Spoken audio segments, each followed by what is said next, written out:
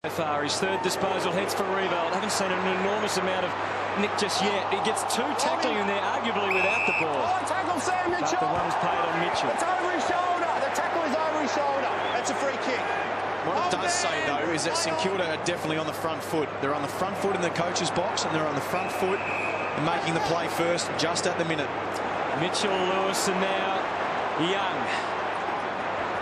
Williams darts into the pocket, and that's where the ball heads.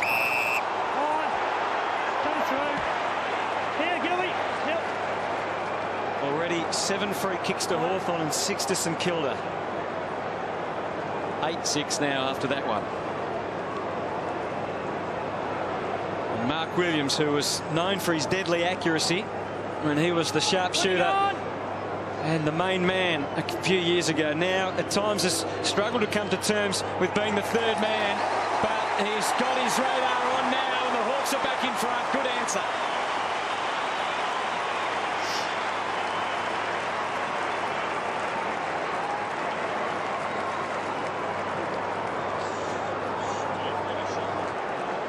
Sewell, Birchall, Crawford, 34-year-old through the middle, forced wide. Osborne will be corralled by Gilbert. Franklin, I don't think was anticipating it there. The Hawks will have to work from the throw-in. I reckon Max will be saying, I don't care if I don't get a kick.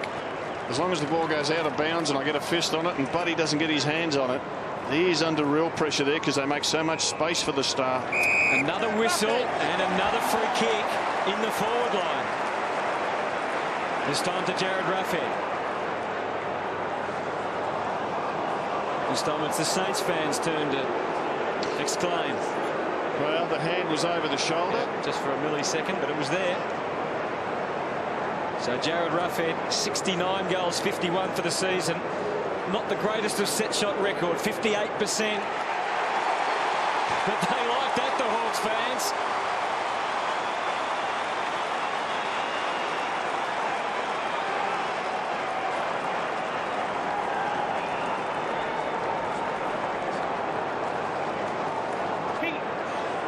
There's been some fantastic 50-50 contests in the last minute and a half where both teams have been extremely committed. Rioli, but no real effect. He's still around, though, circling. Ellis out for Young. We know he can go the journey from there. So it's a question of if it's online, and it most definitely is.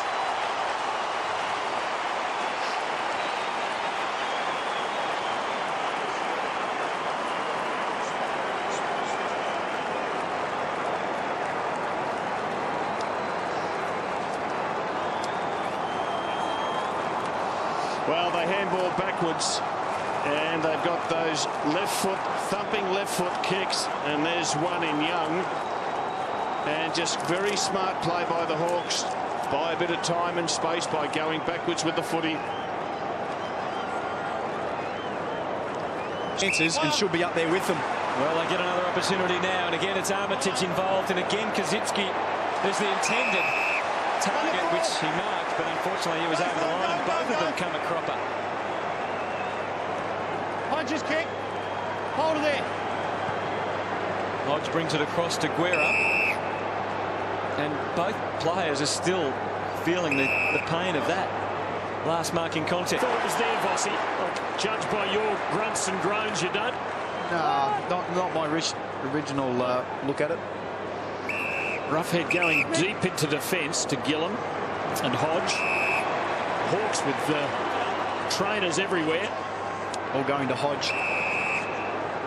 Gives to Osborne. So in the last minute, and Franklin already in the rooms, and Hodge. Yeah, he's hurting. He clutched his ribs, Wallsy. That'd be something to keep an eye on. He is sucking in the big ones. Due the big long ball as the Hawks go deep into attack, but St Kilda hold up. Andy Marr, what can you tell us? Hodge a minute ago, the doctor said, he's gone, he's got to come off, but Hodge has waved him away and he's going to stay out there. He's as tough as they come, Luke Hodge. Well, there's only 15 seconds to get through. Thank you. Riewoldt. Just his second mark. Yeah, well, no, there's only, well, it's all over now as far as the quarter is concerned. So even though the Hawks are ahead on the scoreboard, it's some concerns with Luke Hodge in pain on the field, and Buddy Franklin, of course, in the rooms already. Lots of drama in September, as there will be on Monday night. Some of those stars will feature in the votes for the Brownlow Medal of 2008.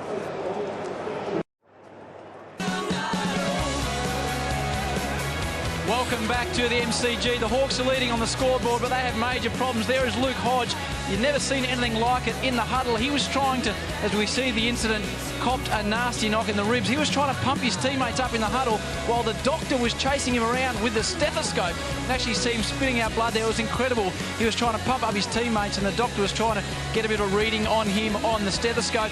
There is Luke Hodge now, and the doctor's still working. The other major concern, Buddy Franklin. He was in a couple of marking contests early, Buddy Franklin. He had a left wrist strapped quite heavily, and in that second marking contest, he grabbed his wrist. He held his wrist. There he is, battling away with Hodgson. You can see that left wrist is both wrists is strapped. He had a bit of a pull at the thumb, and then he went straight off the ground after this contest here. He had a quick chat to the doctor, then went straight down into the rooms, Buddy Franklin. He was in the rooms for a good 10 minutes, just came out onto the ground about a minute before the huddle cleared up, but some real concerns. Hodge spitting up blood, and Buddy Franklin, Mari, with a real concern with the wrist. Two worst players. It couldn't happen for the Hawks. And in that Luke Hodge incident that we saw, Justin Koschitzke jarred that left knee. We believe he's gone down to the rooms at the quarter time break. As far as I can tell, he hasn't returned to the huddle, Justin Koschitzke, so there might be a significant issue there for St Kilda. Just on Luke Hodge, Michael Voss, what an example this bloke sets when he pushes through that sort of pain. He certainly does, and watching him through that quarter time break, the doctors wanted to be able to come over to him and speak to him. He's making sure that the rest of the team didn't see it, and more importantly, nobody else did also, which as a leader, that's what you're trying to state to the rest of your team. I'm not hurt, boys. Go away, leave me alone, I've got a job to do. And that says a terrific message to the rest of your team. Off to Guerra, we know he can cover the distance. Just adjusted the kick because Bateman gave him a little wink of the eye. There's a free kick, and it is going to Mark Williams. To the ground scene. That's a worry, that matchup. It is a worry. Well, they did change Gilbert from Williams. Raf Clark went onto it. There's the Geelong Brains Trust. Bonner Thompson there with his assistant coaches. It says a lot about this team also that Williams is now the focal point, and Franklin can move out of that space, and he becomes the focal point straight away. Straight through it goes. The Hawks out to a Talon lead.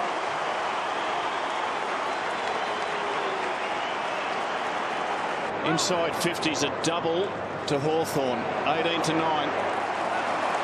Awful ball for Robert Eddy to stand under it. Was swept to one side. Gillam, Ellis. Luke Hodge is in trouble. Luke Hodge is in real trouble. He's got cracked ribs, I would suggest. They've got to get him off. He's coming off, and I reckon that might be it for the night. Crowed a long ball in the Lewis direction. One out with Koschitzke. Now a ground level contest. Lewis prevailing and swinging the Hawks forward for the dangerous Rioli. Just a little peep over the shoulder. And then the long direct ball to Campbell Brown. Hodge's night might be done. He is in pain. Well, he's done an aggressive spoil there, and he's hurt himself, and he's as tough as they come. We know that. And I wouldn't be surprised if he's got cracked ribs. Well, win or lose, this is an awful thing for Hawthorn. Can he play next week? Campbell Brown, meanwhile, to stretch the lead. And he puts Hawthorn 26 points up.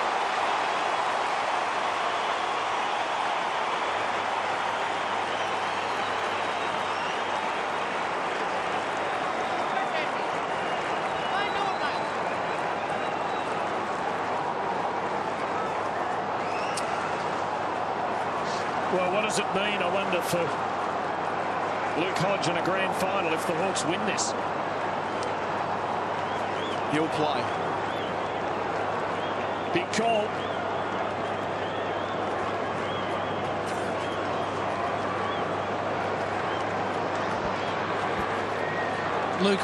Luke Hodge sitting on the boundary there, in all sorts of trouble after that second contest. You've never seen anything like it, guys. He had three doctors surrounding him, pleading to come off. At first he said no, but I think eventually he had to give in.